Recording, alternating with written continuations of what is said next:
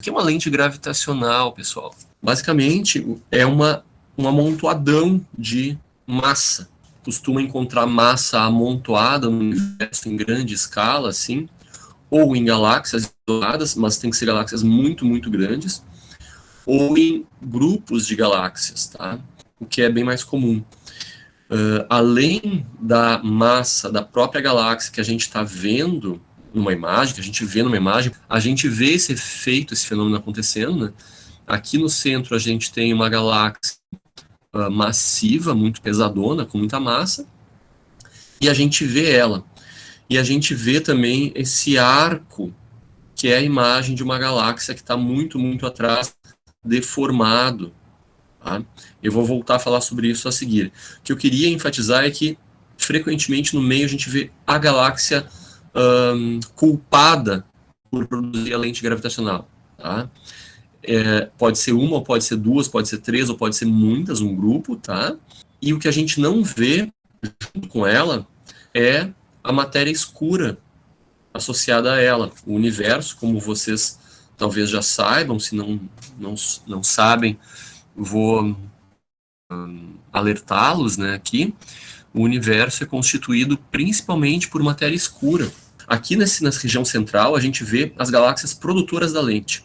Então, elas, no espaço, produzem um campo gravitacional muito forte e que, por isso, distorce o caminho da luz. Então, produzem uma curvatura no espaço-tempo que distorcem o espaço naquela região, e a luz que vem de uma galáxia muito, muito distante, que seguiria em linha reta, segue o caminho do espaço curvo, espaço-tempo curvo, nas imediações daquela massa muito, muito grande, e se desvia.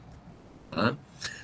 Raios de luz que vão em várias direções, que seriam direções diferentes, mas nas vizinhanças dessa região do espaço-tempo curvado, são desviadas simultaneamente na direção de uma única região aqui, que é a região onde nós vemos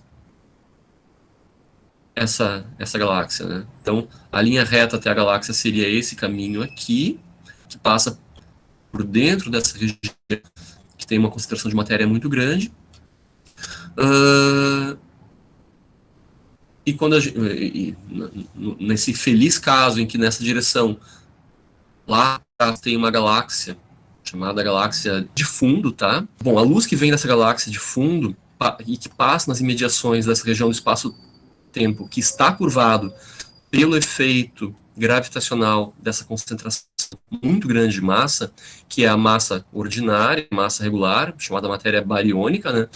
E a matéria escura, que nós não conhecemos a natureza, mas que está lá, que existe, que a gente tem todas as evidências que ela está, ela sempre está associada, a matéria escura sempre está associada à matéria regular, tá? Então, onde a gente vê um montão de matéria regular, sempre tem um montão a mais, muito maior de matéria escura junto, que produz essa deformação do espaço-tempo na região. Essa deformação do espaço-tempo curva os raios de luz, de forma que a luz que vai nas imediações dessa região é curvada e se direciona, se aproxima, né, a curvatura produzida é no sentido de aproximar os raios de luz que iriam se afastando na direção da linha central que liga a galáxia de fundo ao centro dessa aglomeração de matéria. Com isso, quem está atrás dessa aglomeração de matéria, que casualmente somos nós, né, observando, felizes, sortudos por estarmos nessa direção, observamos mais luz vindo dessa fonte de fundo do que veríamos regularmente. Então, a imagem que a gente observa, então voltando na imagem anterior, é isso aqui, ó, é um halo. A imagem da galáxia que está lá atrás, ela aparece vir de todos os lados ao redor dessa concentração de massa muito grande central. O que tem essa fórmula, né? Θ igual a 4G m sobre RC ao quadrado. Isso nos diz sobre o ângulo de desvio que nós teremos. O ângulo de desvio depende da raio, é a distância na lente, entre o eixo, ou a linha, né, que liga a galáxia distante até o observador. Então, esse R é a distância desde essa linha até o ponto em que nós estamos querendo determinar o desvio angular, que é esse θ. Esse desvio angular do raio de luz é o θ. Então, 4 vezes a constante gravitacional G, vezes a massa do aglomerado de galáxias ou da galáxia, incluindo a massa da matéria escura, tá? Que nós não podemos ver, dividido por essa distância do centro, do eixo, né?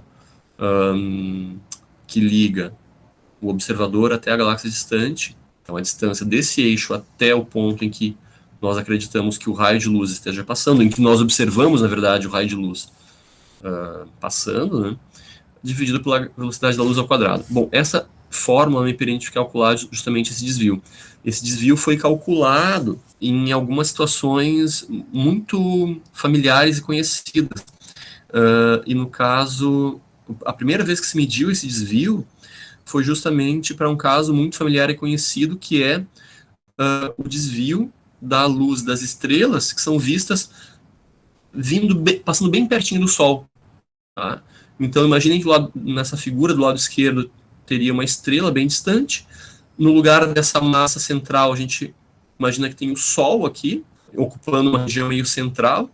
E no lado direito dessa figura, onde os raios de luz convergem, estamos nós observando a luz das estrelas que vem de trás. É claro que o desvio não é tão extremo, porque a massa do Sol não é tão grande. Tá? Mas mesmo assim, a massa do Sol causa uma curvatura no espaço-tempo ao redor dele, bem pertinho dele, que produz um desvio na direção esperada, em que a gente esperaria ver as estrelas. Só que a gente não consegue ver as estrelas com o Sol no céu. Então a gente normalmente tem que esperar um eclipse que vai acontecer. E bem onde a sombra da Lua vai passar, nós botamos telescópios e fazemos imagens das estrelas que estão atrás do Sol. E a gente faz essas imagens, faz as fotos, e compara com fotos dessa mesma região do céu quando o Sol não estava lá. E aí a gente vê que justamente as estrelas que estão mais próximas do Sol são desviadas mais para fora, mais para longe de onde elas deveriam estar.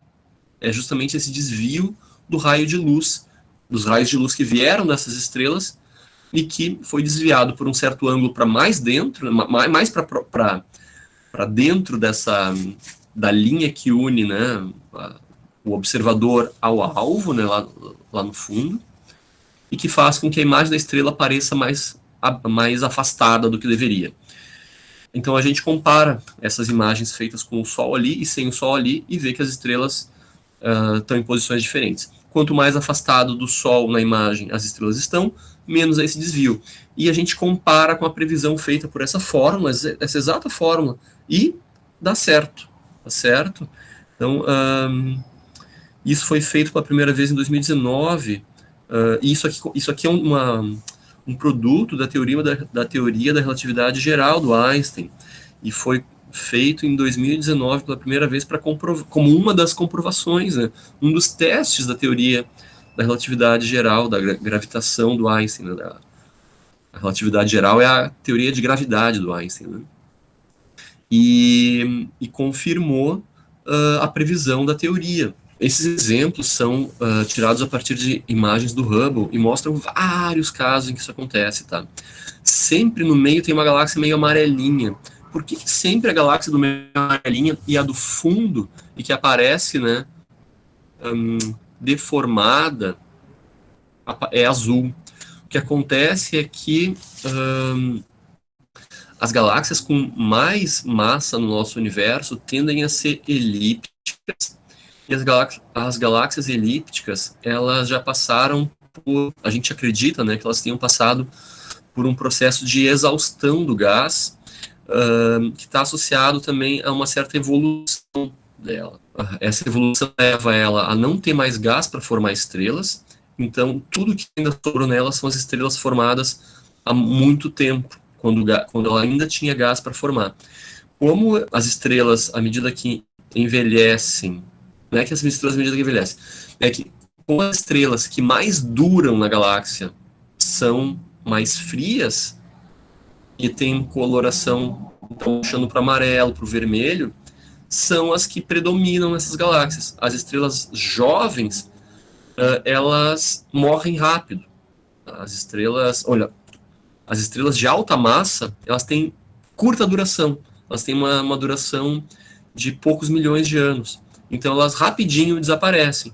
Então, estrelas jovens, que são as mais azuis, que tornariam as galáxias mais azuis, já estão todas viraram supernovas. Então sobraram só as estrelas velhas, que são todas pequenas, e por serem pequenas são mais frias, e por serem mais frias têm coloração vermelha alaranjada. Então, a galáxia do meio, que é a galáxia elíptica, por serem as galáxias mais massivas, então essas galáxias tendem a ser amarelinhas. A galáxia lá do fundo, o que acontece? São galáxias que a gente está vendo a um redshift, a uma distância cosmológica, uma distância cósmica muito, muito, muito grande, na época em que o universo era muito jovem ainda.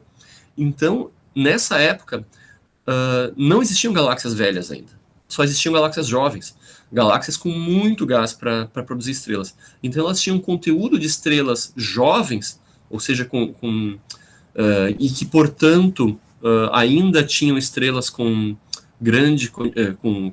alta massa e muita abundância. Tá? Então, essas galáxias que são muito, muito afastadas de nós, elas são predominantemente azuis, por isso. E o que acontece é que a gente vê, por serem muito distantes, são as galáxias que sofrem o efeito da lente gravitacional. Que, então, esses arcos, né, que são a imagem, que são da luz dessas galáxias que estão lá atrás, né, sofrendo efeito da lente gravitacional, são predominantemente azuis, em contraste com a galáxia do caminho, que, por serem muito massivas, são do tipo elíptica, que, como eu falei, não tem mais gás, sobrou só as estrelas velhas, que são mais frias. Então, em todos esses exemplos aparece isso. Como tem que ser muito, muito distantes, aparecem bem pequenas, e por isso o Hubble é muito bom em achar essas galáxias que produzem lentes gravitacionais. Qualquer galáxia produz lente gravitacional? Sim, mas nem toda galáxia tem exatamente atrás dela, na nossa linha divisada, né, que a gente diz, uma outra galáxia afastada para ser amplificada, né, para ser distorcida, deformada pela lente gravitacional. As mais distantes conhecidas são essas aqui, ó. As mais distantes são essas aqui. Bom, basicamente são códigos. Esse nome não faz sentido nenhum assim para nós. É um código de um catálogo, tá? A do meio aqui é a galáxia elíptica e esse entorno é a galáxia mais distante detectada, tá? Ela aparece aqui basicamente com 4 pontos brilhantes muito fortes, 1, 2, 3, 4, mas na verdade a gente vê que tem mais marquinhas, né? Porque esse anel nem sempre se forma como um anel, mas sim como um conjunto de manchas ou marcas, assim, né, brilhantes, mais ou menos ligadas na forma de um anel, ou às vezes na forma de um arco só, tá? E a galáxia central aqui aparece meio branca, né? Aqui eu suspeito que a questão seja que a galáxia central também esteja tão distante que ela ainda é jovem o suficiente para ter gás e estrelas massivas, portanto, tá? Que ainda não passou o tempo suficiente para elas morrerem. Ou porque também ela é tão brilhante em comparação com o arco que ela saturou o sensor de imagem, ou seja, faz com que a informação de cor seja perdida, tá? E essa outra aqui, também basicamente um código de um catálogo, tá? É a mais distante, em que a galáxia de fundo aparece como 2 marcas, tá? Não como um arco ou como um anel, tá? Também tem essa possibilidade de aparecer basicamente como 2 manchas, 2 marquinhas. Aqui, mais ou menos, formam um arco, assim, tá? Do lado de cima, mas do lado de baixo é basicamente um pontinho, tá? Os tipos de lentes gravitacionais são a lente forte, a lente fraca e a microlente. Até agora eu só dei exemplos de lentes fortes. Lente forte é basicamente todos os exemplos que a gente viu até agora são lentes fortes, tá? E a lente fraca acontece na seguinte situação. eu tenho matéria escura por todo o universo, espalhada. Mesmo onde eu não consigo ver muito claramente aglomeração de galáxias, porque por mais que exista uma concentração grande de galáxias em uma área grande, ela pode não estar concentrada, elas podem não estar concentradas o suficiente para numa uma busca que a gente tenha feito, registrar aquilo como uma aglomeração, é um aglomerado de galáxias, tá? Que a gente batize com o nome de aglomerado de galáxias.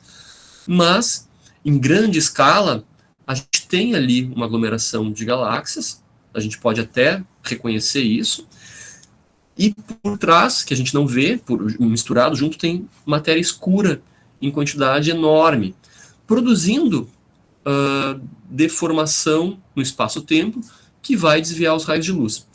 Esse desvio produzido nos raios de luz, ele basicamente é como se deformasse a imagem de fundo que a gente está olhando. Tá? Mas uma imagem em grande escala de fundo que a gente olha. E isso é difícil de reconhecer.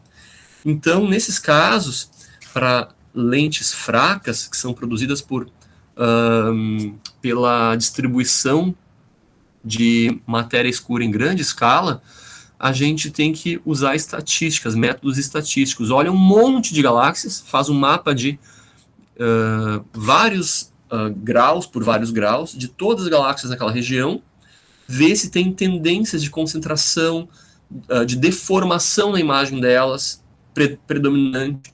Nessa região a gente vê que todas as galáxias estão predominantemente mais alongadas numa certa direção. Bom, então a gente toma isso como um efeito da lente gravitacional e vai mapeando isso para todas as regiões da imagem. Tá? E aí constrói um mapa da matéria escura que tem naquela região. Tá? Um outro processo interessante é o de microlente. A microlente ela é produzida por estrelas da nossa galáxia, amplificando as galáxias que estão muito distantes. Eu também acabei não trazendo exemplo aqui, porque são coisas mais difíceis de ilustrar. O que acontece é que, de repente, a gente está olhando para uma estrela, e de repente ela fica muito mais brilhante, assim, 2.000 vezes mais brilhante do que a estrela, do que ela deveria.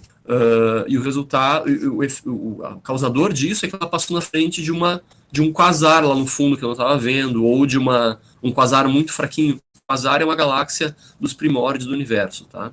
Ou passou na frente de alguma outra estrutura dos primórdios do universo, ou talvez uma estrela brilhante de alguma galáxia fraca que está atrás, tá? Então ela amplifica coisas pequenas que a gente não conseguiria ver. E o efeito disso é que o brilho daquela estrela parece aumentar por um fator 1000, de repente. E o que aconteceu foi essa microlente. Também existe efeitos de microlentes de planetas que orbitam estrelas. A gente pode ver, então, microlentes acontecendo em planetas ao redor de outras estrelas. Tá? Então, o planeta passa na frente de uma estrela que antes a gente não via e, de repente, ali surge um super brilho. Esses são exemplos bem mais complicados de a gente achar e discutir e mostrar, enfim. Mas fazem justamente aquilo que a gente imagina que uma lente faz, né, que é de amplificar o brilho.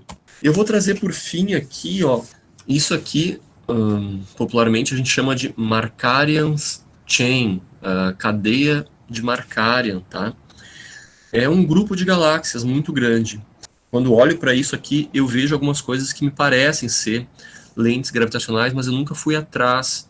E aí eu queria trazer isso para vocês, para mostrar, mas eu não consegui confirmar se essas galáxias que eu vejo, essas marquinhas que eu vejo, são galáxias amplificadas do fundo, tá?